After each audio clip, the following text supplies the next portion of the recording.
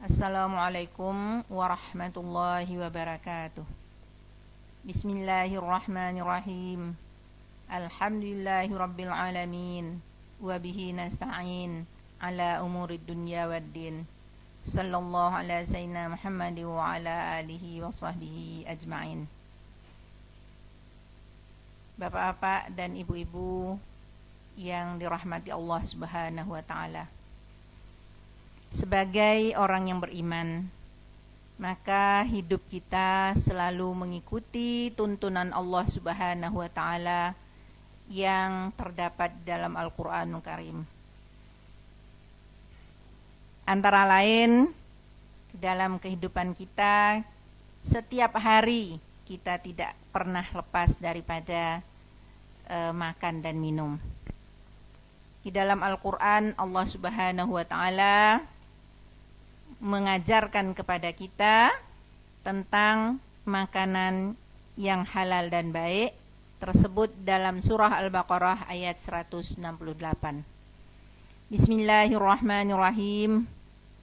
Ya ayyuhan nasu kulu mimma fil ardi halalan thayyiban wa la tattabi'u khutuwatis syaitan innahu lakum aduwwum mubin. Yang artinya, hai sekalian manusia, makanlah yang halal lagi baik dari apa yang terdapat di muka bumi, dan janganlah kamu mengikuti langkah-langkah syaitan, karena sungguhnya syaitan itu musuh yang nyata bagimu. Bapak dan ibu sekalian yang saya hormati, sebagai orang Islam, tentunya kita harus mengikuti apa yang dituntunkan oleh Allah Subhanahu wa ta'ala. Allah sudah menciptakan kita manusia lengkap dengan segala keperluan hidup kita. Yang utama dalam hal ini yang kita bicarakan adalah mengenai makanan. Setiap hari memang kita perlu makan.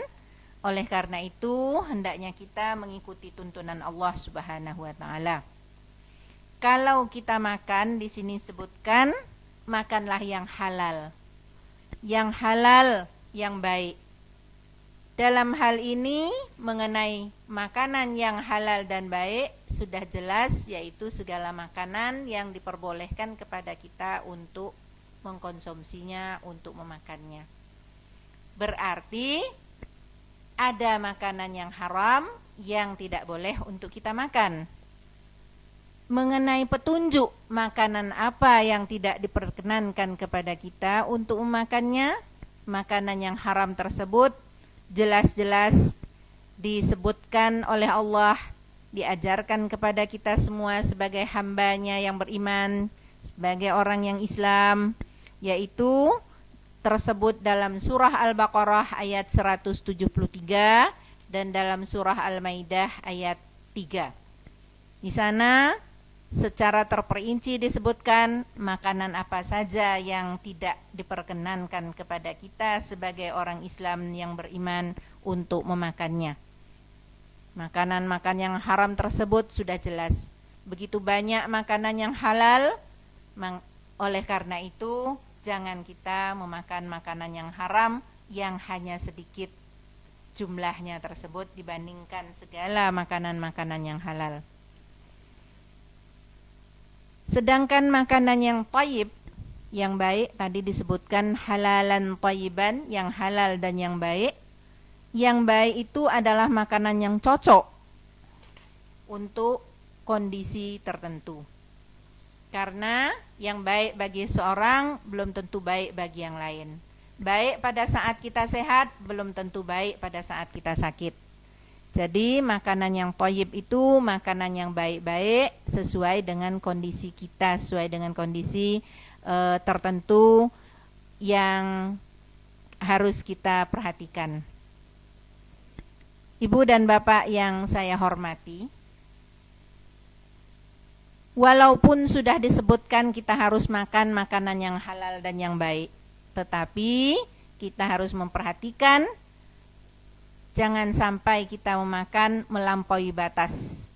Karena kalau kita makan sesuatu walaupun dia baik, walaupun halal, kalau melampaui batas pasti akan merusak kesehatan kita.